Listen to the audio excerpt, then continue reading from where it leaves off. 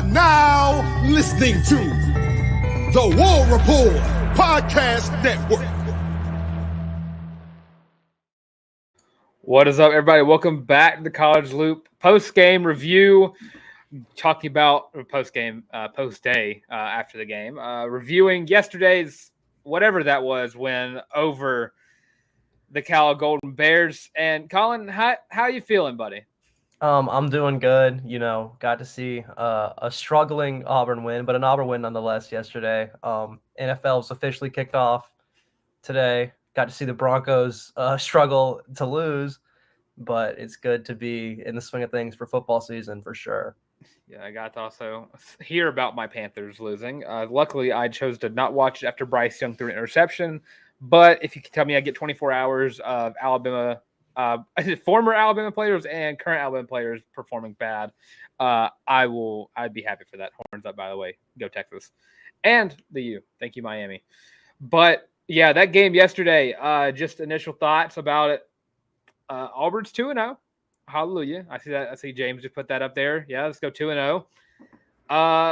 And this kind of, I talked about this on the War Report, kind of comparing this to the Missouri game last year where you won, but you leave the game not really feeling like that was a win.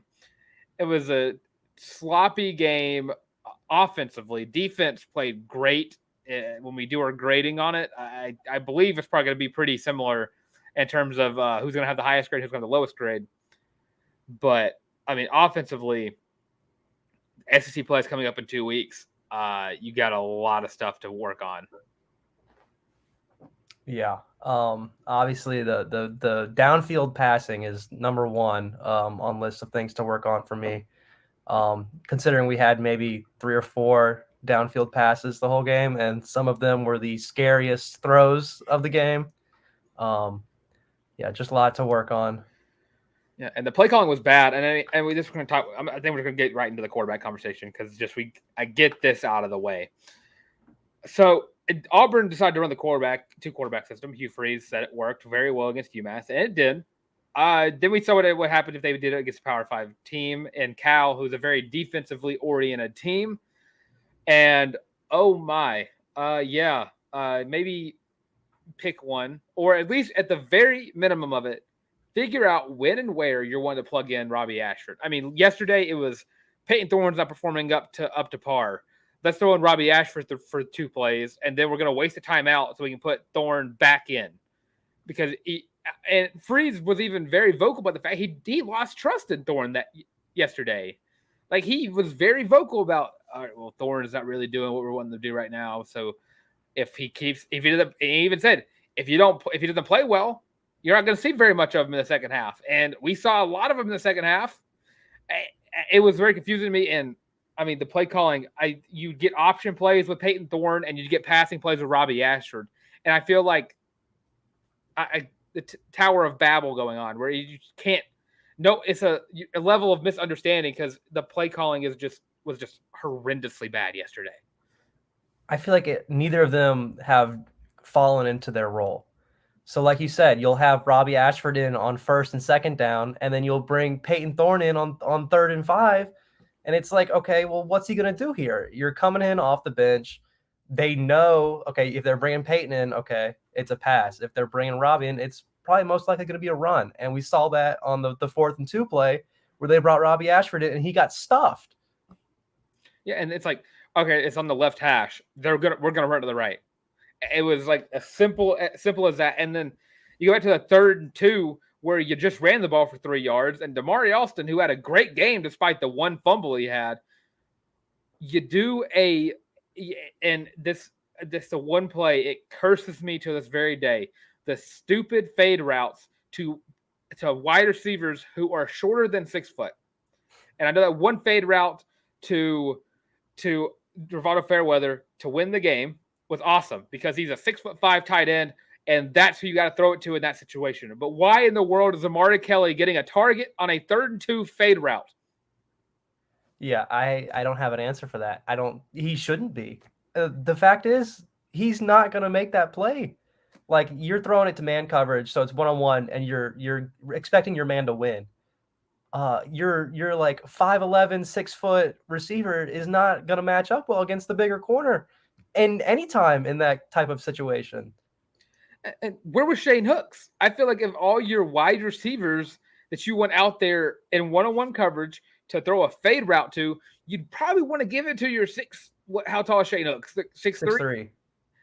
Pass it to your 6'3" wide receiver who is famously known for his ability to jump over defensive backs. He did it in practice. We got pictures of him doing it in practice, of him just throwing up one hand, catching the ball that was overthrown, by the way. So props to that quarterback. I think it was Peyton Thorne. Peyton Thorne needs to figure out his arm, dude. There was 2 big underthrows in that game, and one of them was caught. One of them was called PI.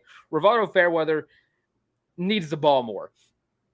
Yes, I think everyone can agree on that. The drive in the fourth quarter was all Rivaldo Fairweather. We had that 3rd and 17 where he adjusts to the underthrown ball, comes down with it, advances the drive, and then he gets the PI underthrown, continues the drive, get a new fresh set of downs, and then he scores the touchdown.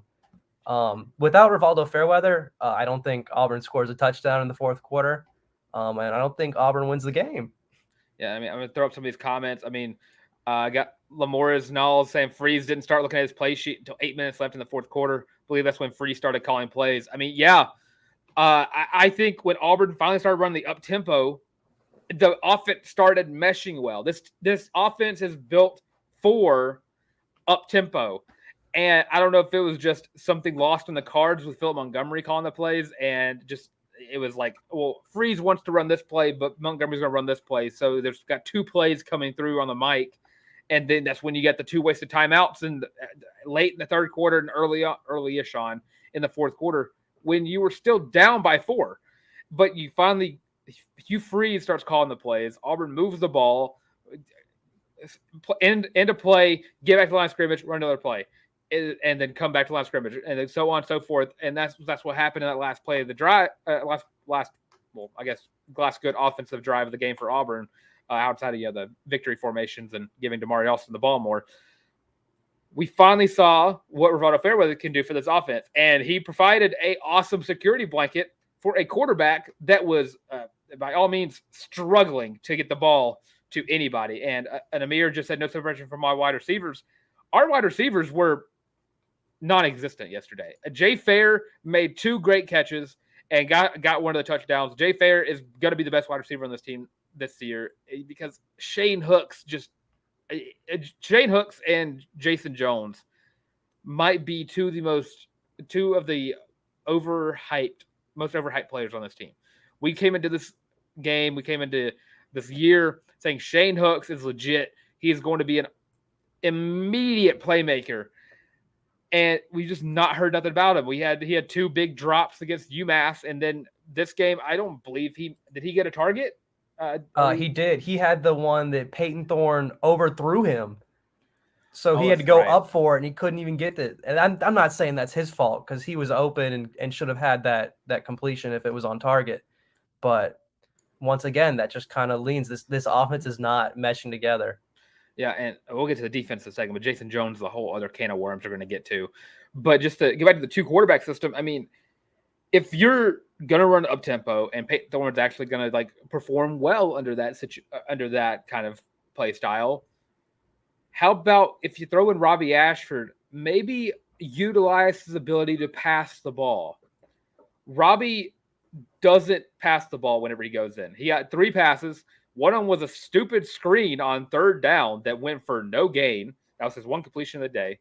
And then they throw him in for a play action rollout on 3rd and whatever, and decided that, and everyone, I heard a lot of people throwing out issues with letting Robbie Ashford throw the ball. Robbie Ashford can make passes.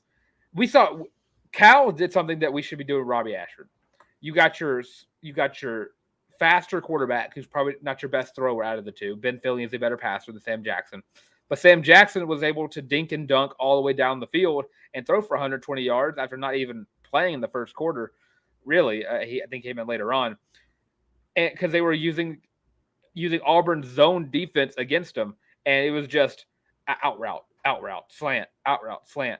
Robbie Ashford should not be going in to throw the deep ball, especially without any momentum from the offense whatsoever. I think the craziest thing is that his first 2 plays were pass plays, and then his third one was that awful across the body into coverage rollout pass. But his first 2 plays of the game were both passes. And so that was the beginning of the second quarter. And so he did not pass the ball again until the fourth quarter. Yeah, and you bring up that stupid 4th and 2 run to the right. I just don't understand. And I'm going to bring up some of these comments talking about the quarterback situations and some of the offensive issues, because I want to get to the positives of the offense, because there's a decent amount of positives, but we're going to have to get through a lot more of these negatives. So James Barnett says, I think the 2-quarterback system can work. It was just used wrong last night. Thorne has to put some zip on his balls, and Robbie needs to be allowed to throw the ball, not just obvious run plays. Just my opinion. James, that's not an opinion. That is a matter of fact. That is a matter of fact. Robbie Ashford, if you're going to use him as a running quarterback and running quarterback alone, just put him at running back. Just put him in the backfield as a running back. Because at this point, are you really going to trust him to pass the ball after just kind of throwing him in there for really no reason other than just to run the ball to the right, run the ball to the left? And the read option was only used with Peyton Thorne last night. I don't get it. We had an RPO going on, and we did the R and O with Peyton Thorne and the P with Robbie Ashford. Yeah, that made no sense to me.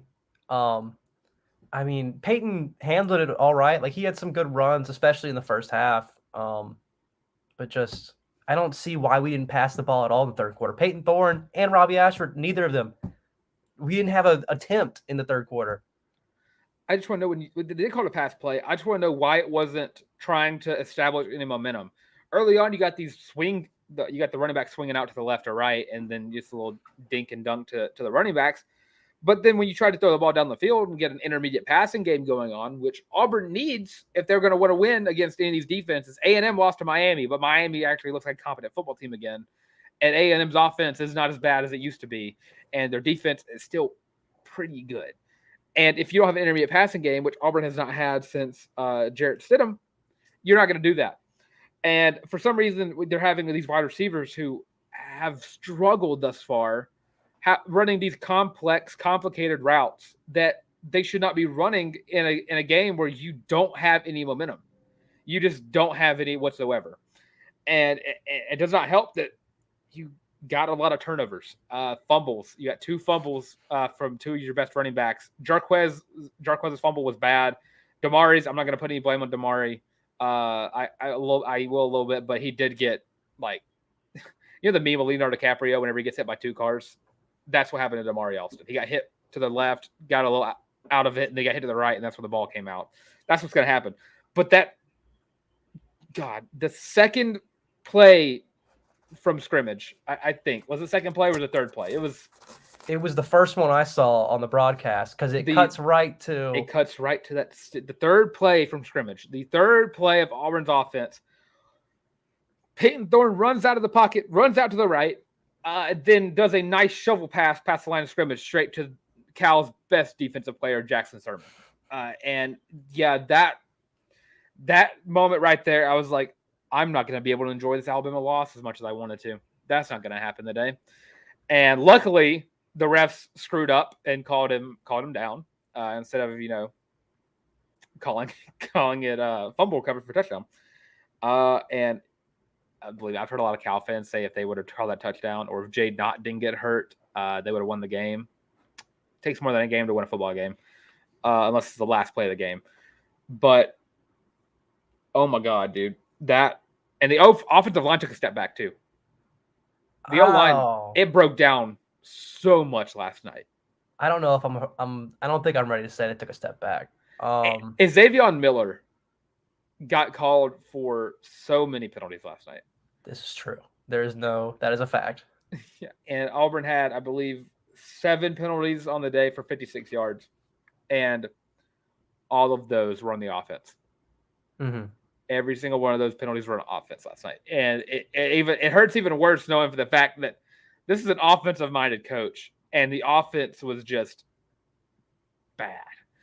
It looked like, and I'm not going to say it looked like a Harsin team. I don't want to say that, but it looked like a later part of Gus Malzahn's career Auburn team last night, where it was just relying too much on the defense and the offense couldn't get anything done. And we were getting flags on these big plays, these plays that Auburn needs to get momentum, like the Jarquez reverse gets called back for the worst holding of the whole night, by far. It was egregious, and it also wasn't really needed. And that took away your longest rush of that entire game. It was probably like a 15, 20-yard run. We didn't have many of those. It felt like, I think later it took like the second quarter before Auburn's longest play from scrimmage was more than 5 yards. And that should not be a case for a Cal defense and a Cal team in general who is less talented than Auburn is. And I mean, looking back, watching the game over again, looking at Peyton Thorne looked like a deer in the headlights until like that last drive of the game. And I just got a message from Ike. He's watching the stream. It was a reverse to Jeremiah Cobb. And Cobb, dude, I think Cobb played his way out of that red shirt.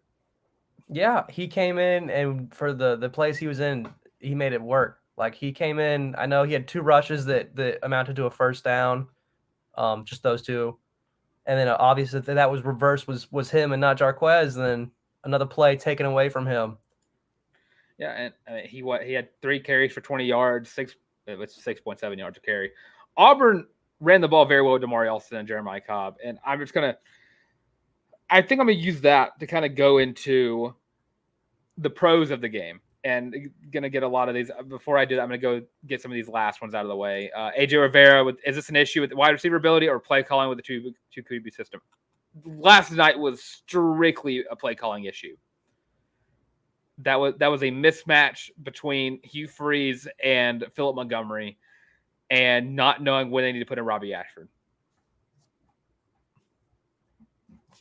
So I just think you got to figure out when you're going to want to put Robbie Ashford in more often than not. If you want to switch to Robbie, commit to it. If you want to keep Thorne, commit to it. Don't come out, you freeze, and say, yeah, if Thorne's not playing well, you're not going to see a lot of him in the second half, and then just keep playing in the second half and only throwing Robbie Ashford in to do these weird play calls that are not made for his skill set.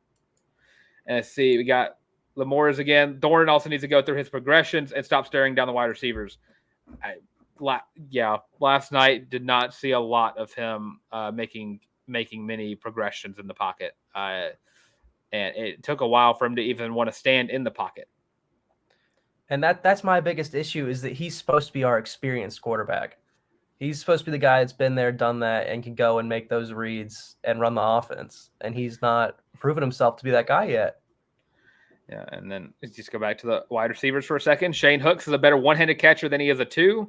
I'm rewatching the game, and that's at least the second time I've seen him go through his hands above his head, stick up one hand, and bring it down.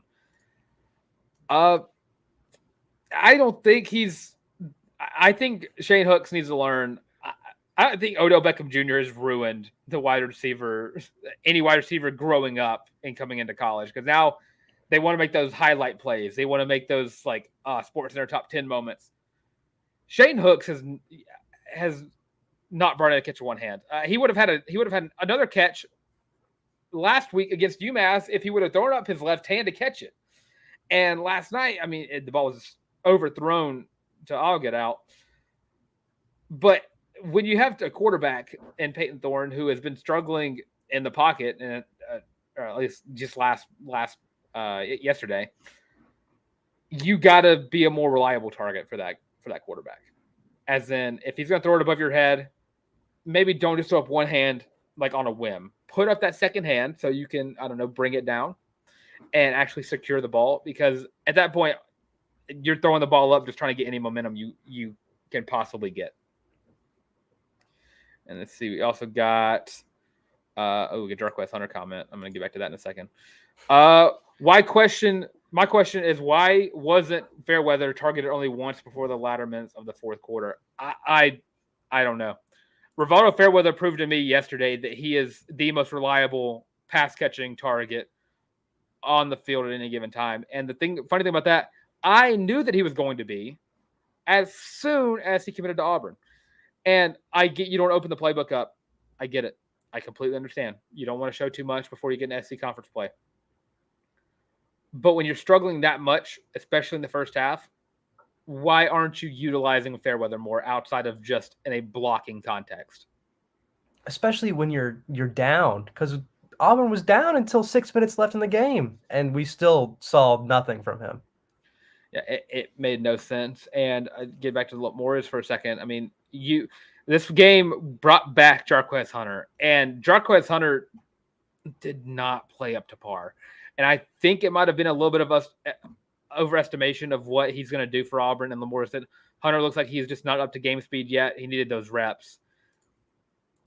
Hunter looked out of it yesterday. He definitely looked like he just has not practiced in a couple of weeks. But I mean, that fumble he had was bad. He averaged four yards a carry, and he just wasn't doing what we expected Jarquez Hunter to come out of the gates of this football season doing. And honestly, it might be time to just start splitting the carries with Damari Alston. Because now to get the positive of this game, Damari Alston played lights out whenever he got the ball. For sure. I think there's definitely the possibility for a nice two-headed monster there. I'm not ready to completely write off Jarquez. I think he had some good runs. Obviously, it's his first game back. So I'm going to give him a little time. He's got to hold on to the ball, same for Jamari, same for everyone on our team right now. I need to see them all walking around campus with footballs this week. Just letting every student try to punch it out. Yeah. But I mean, and just on Chris B's comment, Freeze or Riley M. Hunter had to knock the cobwebs off. Yeah, those cobwebs, they were a little sticky. Unlike his hands. Also, he needs to put on some gloves. I'm a big component of running back should be wearing gloves for the extra grip.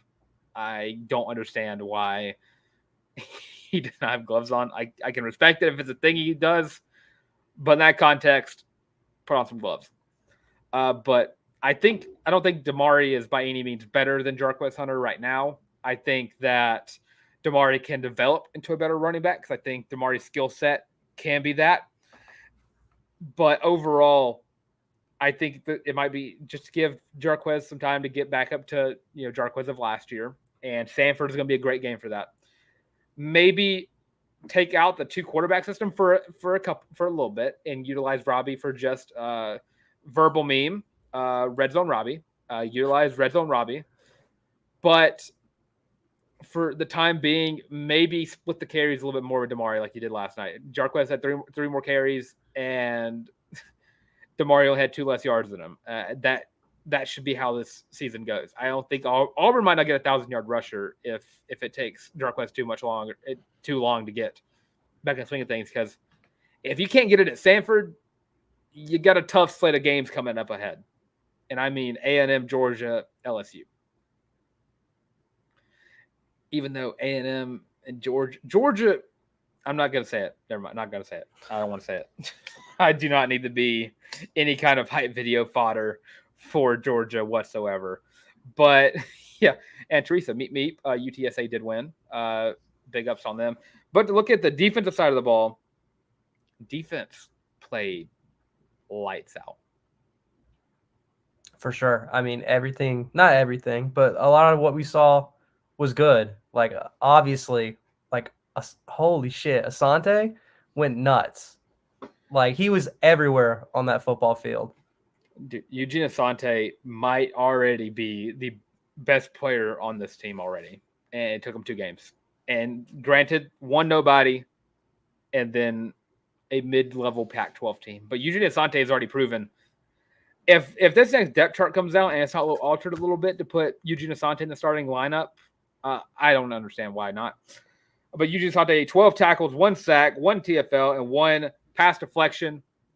And I mean, this could be case for if you have a defense that's talented and a little lackluster, maybe don't come out on a press conference and talk crap. Hashtag Jay Knott. I hope he's fine. I know he that looked like a concussion that he got, and I hope he's okay.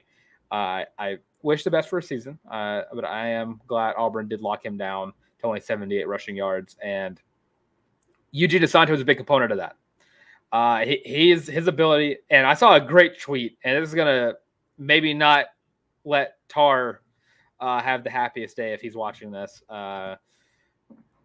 Eugene Asante is playing exactly like how we all wanted Owen Papo to play.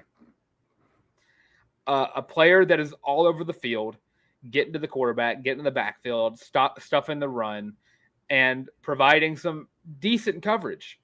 And Eugene Asante, I mean, outside of him, I mean, Larry Nixon, I think, did a great job. They finally used Larry Nixon like they should be using him. They used him to plug gaps in the run game. I don't know why they didn't use that last game, but this is what I need to see from this defense. Ron Roberts took a step up. Philip Montgomery took 2 steps back from last game. For sure. And I think that the biggest thing with Asante was just the timeliness of the plays he'd make. Like, he had a tackle for loss before one of the missed kicks, and he had like a sack and a hurry for another one. So without him getting these tackle for losses, these sacks, they might not miss these kicks if they're a little closer. Yeah, and it doesn't help that it helped that one fumble that they had on that sweep play that went back like 12 yards. Yes.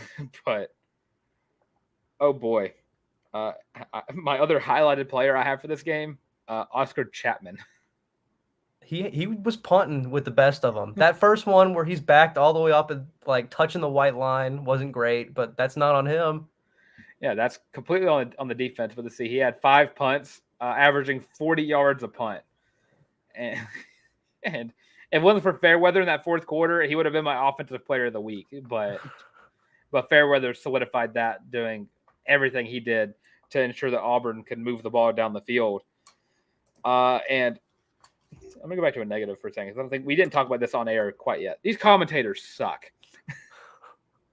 And you were lucky that you were in a place where you could not hear the TV. Brock Osweiler, I'm glad he retired from football because he sucked at football. It is about time he retires from commentating as well. Because if there's one thing that irks me, I love watching games on television. And I tried it before to mute the TV and listen to Andy's call, but it's always like a player ahead, or it's behind, or it's just one of the two. And it's never in sync. I have to listen to people on TV.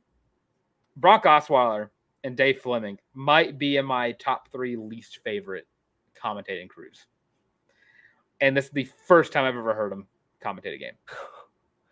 Yeah, I didn't hear it. I was at Sky, so only heard the roar of our Auburn family. But I thought the broadcast had some fun parts. We had an Aubie riding the bear. Awesome. They showed the Bama fan forever, which of course there was a Bama fan there. There's also a Texas fan there too. Yeah, but that was cooler than the Bama fan, so I'll take that one. And I mean, dude, the call out at the beginning of the game for Jade Knott, who had a good run to start off the game, or one of his first carries of the game was a decent run, and they go, Auburn has had great running backs, but Cal has had some great running backs, and they showed up the graphic later on. It was like 3 guys I've never heard of, then Marshawn Lynch, Justin Forsett, and I don't remember who the last guy was. And they're like, Jade Knott's going to be on this list next. And then they brought up the Auburn one, and then it's like Bo Jackson, Cadillac, Trey Mason, Kerryon Johnson, and I'm struggling to remember the other ones that showed up too. But I'm like, I'm sorry. College-wise, NFL, a different story because Marshawn Lynch, probably the best NFL running back shown. Bo Jackson could have been if he would have just played football only. No one in that Cal running back room whatsoever touches anybody in Auburn's top 10 running backs of all time, maybe. And strictly not top 5. Yeah, I was just waiting for them to throw the college loop tweet up on the broadcast talking about how great our running back room is. So, I never thought in my life I would ever see 2 graphics put together comparing the running back rooms, and I would see one of them Bo Jackson and the other one would have Justin Forsett. Never in my life did I ever expect these things to be compared in that way. That baffled me. But Jesus. But another positive I have for this game, just to get back to not talk about Brock Osweiler for the rest of my life ever again. Thank you, Cal, for going to the ACC, because that means he no longer will be in my eardrum whatsoever. This offense, for what it's worth, the last drive of the game worked out so well because of up-tempo. But I do wonder, is there a easier way for them to implement Robbie Ashford without just making him a running back playing quarterback? I don't know. I don't know how you get Robbie involved in this offense without him being the starting quarterback. Make him line up at running back. I'd be down for that if we showed him lining up at running back, a little trickery going, but I don't know. I mean, Kansas does this thing with their two quarterbacks, with Jalen Daniels and Jason Bean, where they'll actually line Bean out as a wide receiver, and put Jalen Daniels at quarterback, and they'll do a little reverse, and Jason Bean will get it and throw it down the field and they'll get 40 yards, because Kansas knows how to use their two quarterbacks for what they're really good at, their athletic ability. But at some point, you're just gonna have to look at your two guys, and Holden Gardner might end up getting some decent playing time down the road. I don't think it might. I don't even know if he'll even get it in this year, really. But holy crap, dude! If Peyton Thorne is not performing well, I am not confident that Hugh Freeze and Phil Montgomery will take the necessary steps to take their struggling quarterback out and put faith in Robbie Ashford. And that is coming from the biggest Robbie Ashford truther in the Auburn fan base, as president of the fan club. If you're going to put Robbie Ashford in, put some faith into him. Let him show off what he can do, and don't just make him run around the edge. Don't make him just run up the middle. You can run an option play. The RPO was not utilized last night. The RPO is nowhere to be seen. It was either we're going to run or we're going to pass. The option wasn't really there. We have to make Robbie a quarterback, because right now he's not playing like one. It's not the way we're using him. So you either have to make Robbie a quarterback or make Robbie something else. Yeah. And B. Will last night on the War Report was a big component of maybe trying to get Holden Gardner on the field. And if Peyton Thorne's struggling to pass the ball, it probably wouldn't be the worst idea to maybe throw in Gardner just to try something different, just to see what can work if you're wanting to pass the ball down the field. Because if the defensive line's getting to him, if the defense is getting to him, Peyton Thorne just isn't a big game quarterback. And that, I wouldn't even say Cal's a big game, but he just was out of it. And that's not something you're wanting, like you said, from your veteran quarterback in the room. And Robbie Ashford, for what it's worth, his competitive ability will rarely lets him get rattled. He'll make some stupid mistakes in that because, competitive edge, you're just trying to make a play and you'll just stupid turnovers. But I'd rather have a guy trying to win make stupid turnovers than a guy who is scared to death in the backfield and he's just trying to throw the ball whenever. Like that, him reaching forward and then just kind of chunking the ball forward to Jackson Sturman, that will be forever ingrained in my brain. Mm-hmm. I think we need to hit another positive here, because we've not talked about what I think is the second biggest play of this entire game, and that's Donovan Kaufman getting the strip and the recovery that leads to Auburn's first touchdown of the game. I mean, Donovan Kaufman. I heard that, I know he's hurt, and Keontae got hurt last game as well. I don't know. Have they said exactly what was it? They were shaking him out for a concussion, as far as I know, but I don't know if they actually said he was concussed or not. I don't know if anything's officially official. Yeah, but DK and Keontae Scott both went out of the game, but I think overall that star position, I hope both of them, if it takes another week, don't let them play against Stanford. Because those two guys are going to be some of the key players you're going to need on defense to beat A&M and get competitive with Georgia. And that DK fumble, I mean, dude, I went this entire offseason hearing about how the coaches didn't really like Kaufman because of his size. But I don't see what they were seeing. Donovan Kaufman makes a play almost every time he's on the field. Every drive, I hear his name at least once. And last night he got half of a TFL and second on team in tackles right after Eugene Asante. And that's because Eugene Asante had a crazy night. Put him in the Heisman race. Robbie wins it next year, and Eugene Asante second place. That's what's going to happen. Write it in stone. But Kaufman, dude, he is. Who was that was like nicknamed a Jackrabbit like not too long ago? Was it Owen Papo? I think it was Owen Papo. Was it Owen Papo? Kaufman might be the next. It's a weird comparison I'm going to make here, but the way Tyrann Mathieu was used at LSU is about how Auburn should be using Donovan Kaufman. And you got Honey Badger and I got Jackrabbit over here at Auburn. Because Donovan Kaufman, dude, thank you, Vanderbilt, so much for wasting his abilities alongside Elijah McAllister. But thank you mostly for Donovan Kaufman right now. And thank you, UNC, for Eugene Asante. But another defensive thing. Have we mentioned Jason Jones yet? We have not. Because not for real. Because he's not really made an impact on either of these last two games. Marcus Harris stepped up last game, yesterday. He was a force to be reckoned with. He was making it hard for guards and the centers to even make a key block.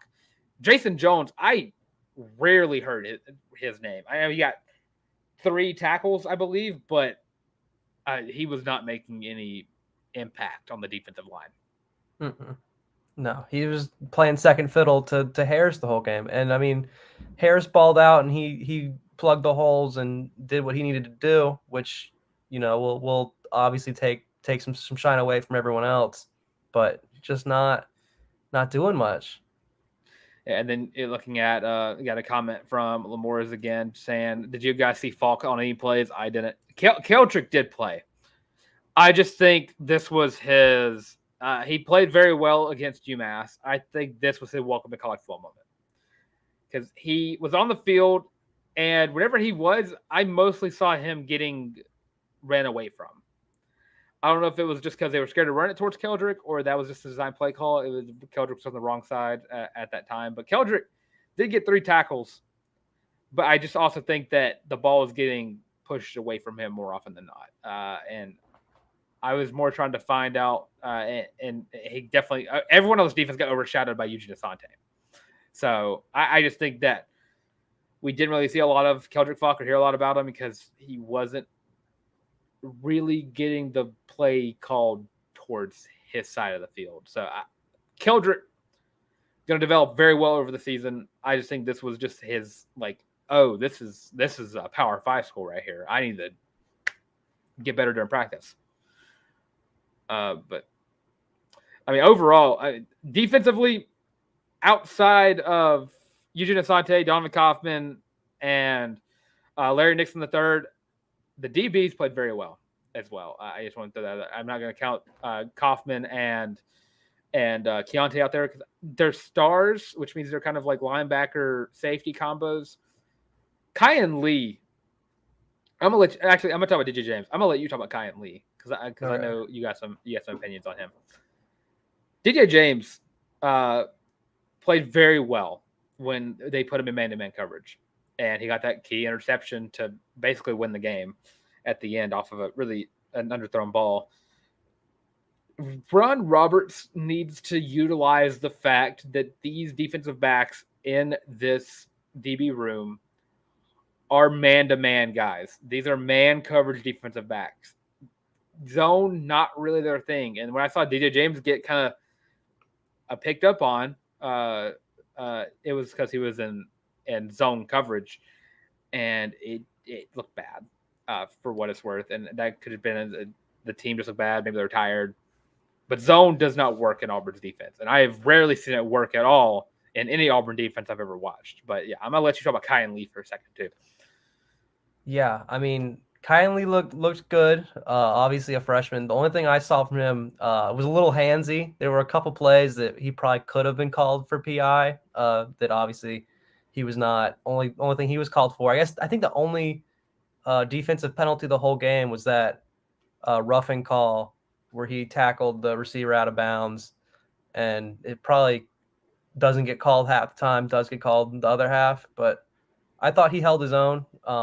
Obviously in zone, he was not as good as he was in man, but that goes for our entire defense, as Dylan has just said. I think every downfield pass that Cal completed was in zone coverage. Yeah, and I mean, Kyan had that great play to start on the fourth play from scrimmage, really, after that shovel pass to turn over the ball.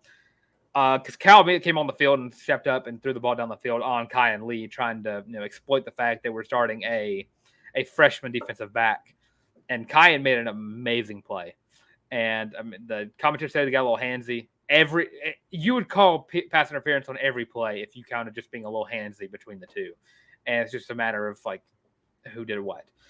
But Kyan Lee, his ability to, and he should, and it just goes to show how talented he is and why Ohio State really wanted him. He went up with one hand and just batted it back down, and not even getting beat. It was great coverage all the way down the field. And Kyan Lee, again, like Keldrick Falk, is going to turn out to be a great player down the road, and might even evolve into one during the season, getting key snaps because. I really want to know where Nehemiah Pritchett is. I really want to know. Yeah, obviously that's the key piece of this defense that we're missing right now. And once he's back, I think that it's crazy that you think our secondary just gets better with the addition of him because they've been the star so far of this season.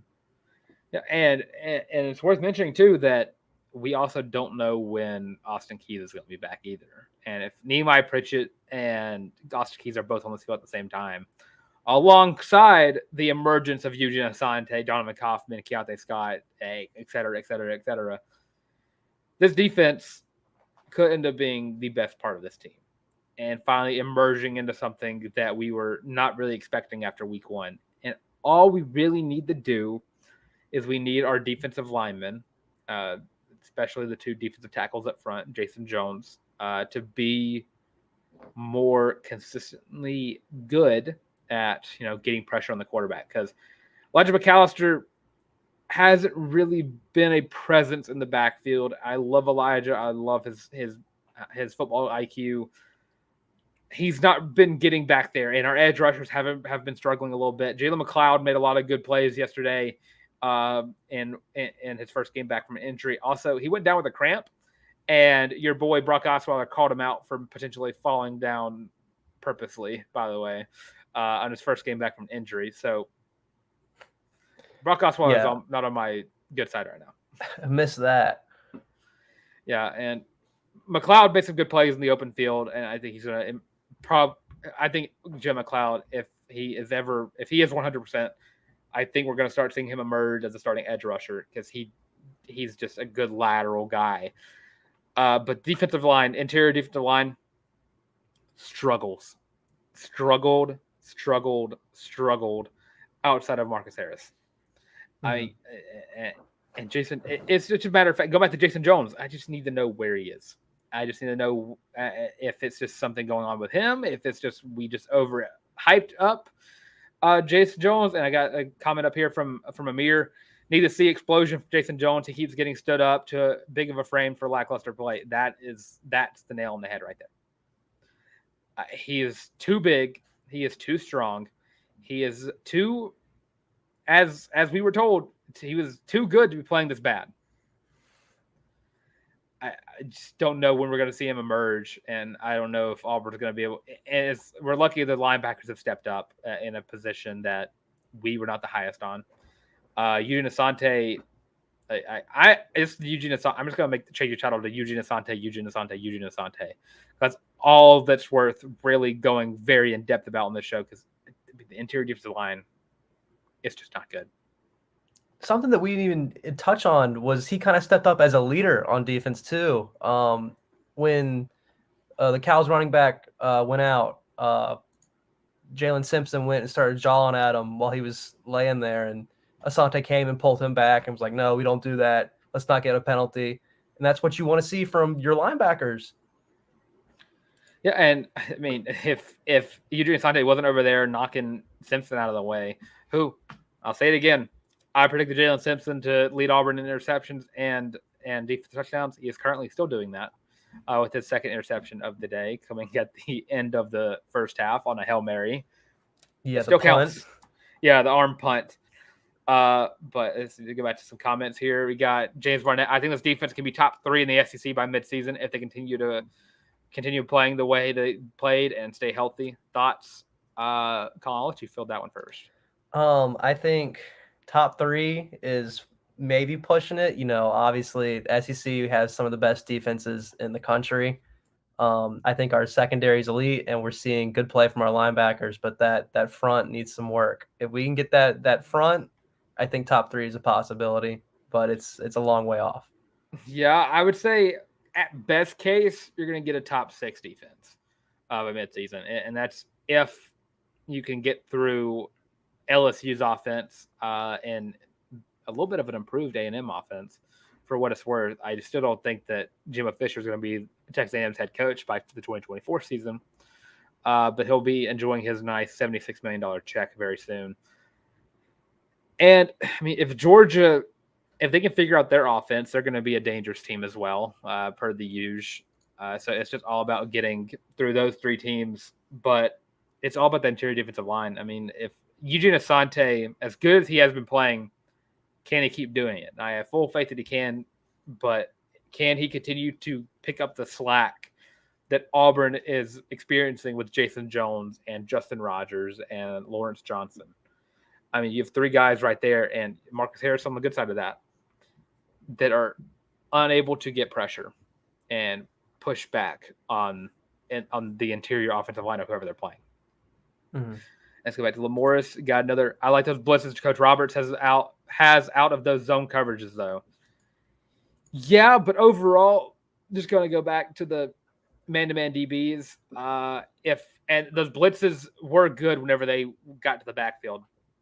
But if they didn't get it to the backfield in time, and if Eugene Asante was not blitzing the quarterback in those blitzes, more often than not, those turned into some decent gains for Cal.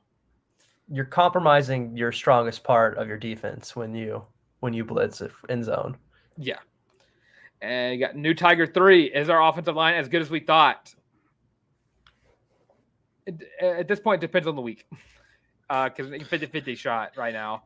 So get back to me on that when we do the review for a hopeful win against Samford. But it might be time just to keep Gunnar Britton at right tackle. Sources are saying. Because Isaiah Miller, for as good as he was at the latter part of the fall camp, Isaiah Miller committed a lot of those offensive penalties. I don't want to say a lot. I think there was 3 out of 7 might be classified as a good chunk of that. But the false starts, the holdings, really those 2, that just brought back, I want to say, like 3 big plays Auburn had. And again, the Jeremiah Cobb play comes to mind, a Jarquez play, and a pass play. I can't remember what it was. All came back because of those penalties. It just consistency is key in Auburn's offensive line, in the offensive line's case. And again, right now, 50-50 shot on if we have a good offensive line or not.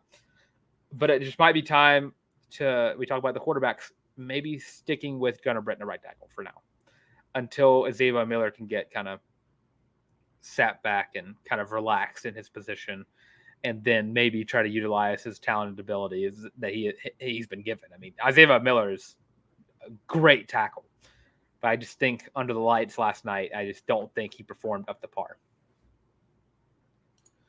And let's see, we got Colt Weaver. It wouldn't hurt my feelings if Jason Jones, Wesley Steiner, and Cam Riley just retired tomorrow, just being honest.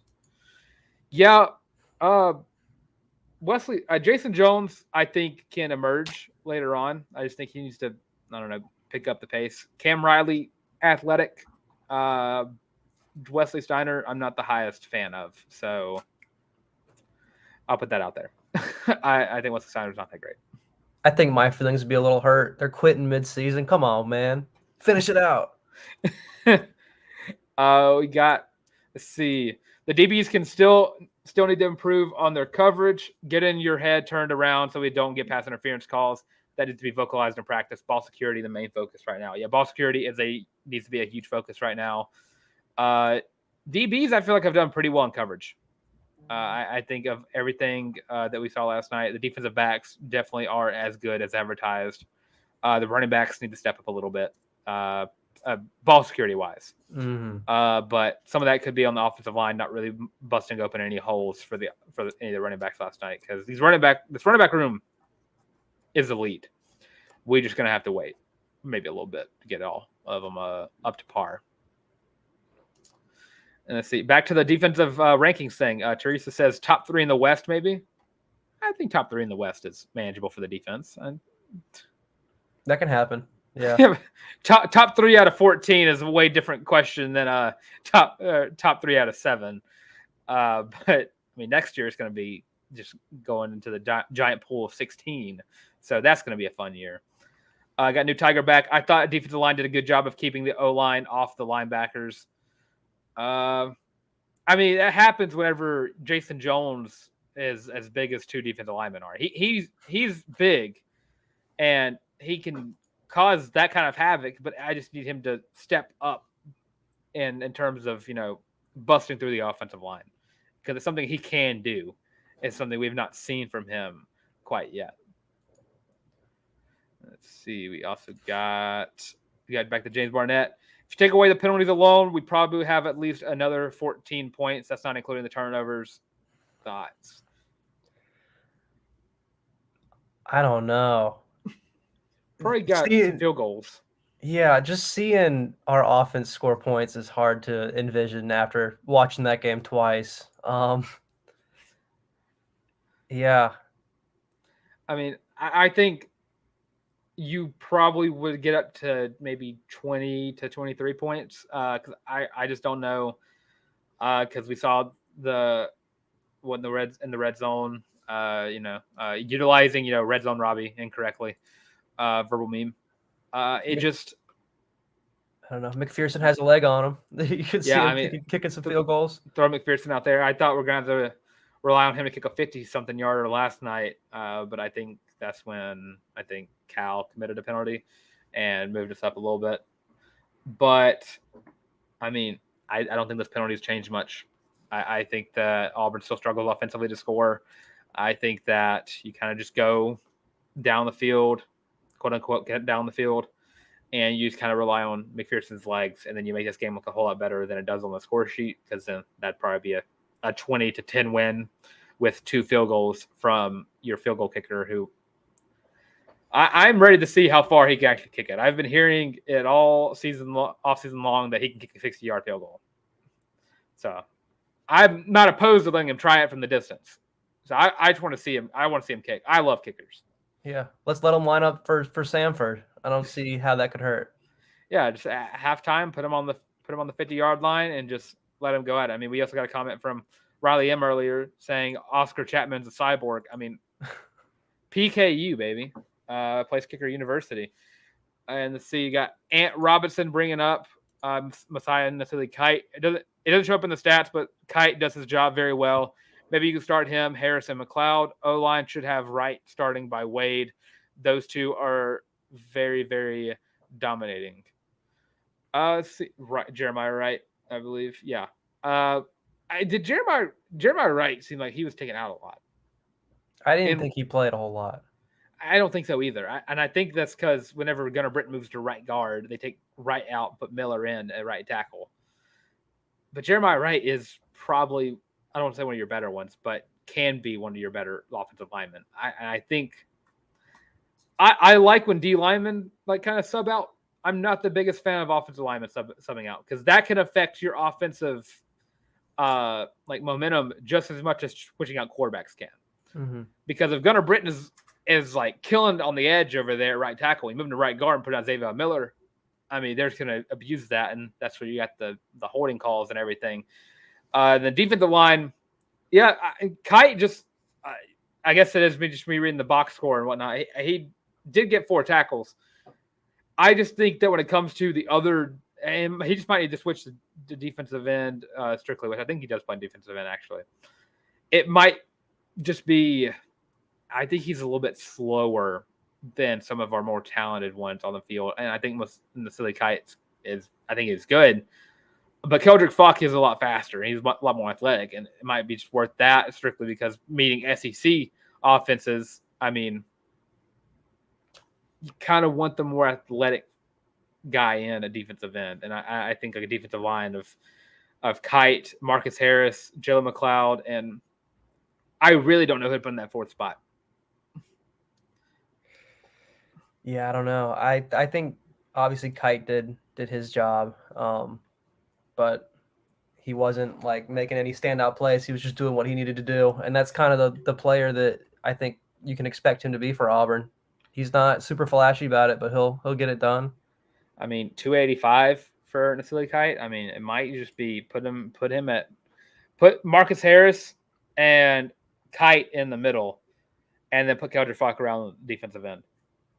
I mean, Kite's a big boy. He just isn't fast enough for the edge.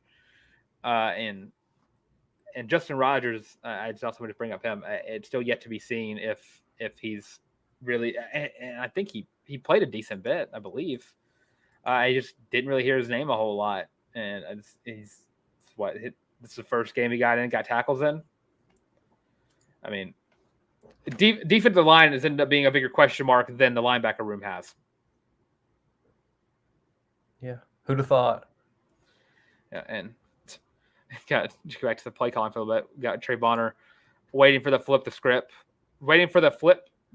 play calling. Yeah, waiting for the second page of the play calling sheet, and probably won't even see that until Texas A&M. But yeah, we're about to get out of here. So before we do, Colin, how you feeling, buddy? I mean, I'm feeling really good. I'm feeling like I want to buy some merch. Would you say you're feeling loopy? A little hashtag feeling loopy? Yeah, well, do I have the shirt for you? You can go to thewarpoor.com, go to the link in the description below as well, and you get your own Feeling Loopy t-shirts. They come in 5 different colors: navy, heather black, and heather gray. Oh, there we go. Yeah, this shirt is beautiful. It's comfy. I wear mine all the time. It is currently in my washing machine as I speak about it. This shirt's beautiful. Only $25 in the description below. Go get your own Feeling Loopy shirt today. Support us. Support the show. Support the War Poor. Support everybody. And it's also a great game day. Words are escaping right now on my ad read. Great accessory to wear for any game day.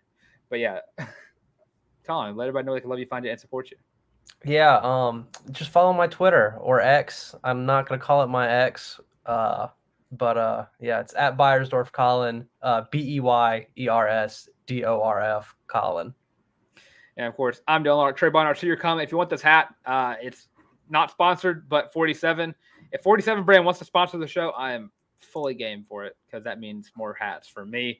But of course, yeah, they should. I have a lot of hats. But of course, Dylan Larck, able to tank on Twitter/X. Whatever you put in, it redirects. You also have me on Instagram at Dylan Larck, at DYLANLARCK.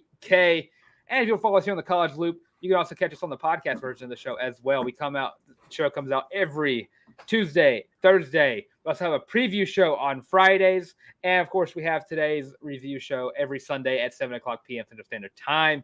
And you can have us on every social media. We'll let you know where you can find us. It's at the College Loop, literally everywhere: Twitter, TikTok, Facebook, Instagram, and of course here on YouTube. Leave a comment, leave some love. What do you think Auburn should have done well? Put that in the comments. We might put some of those up on the show tomorrow whenever we get the full squad back in here.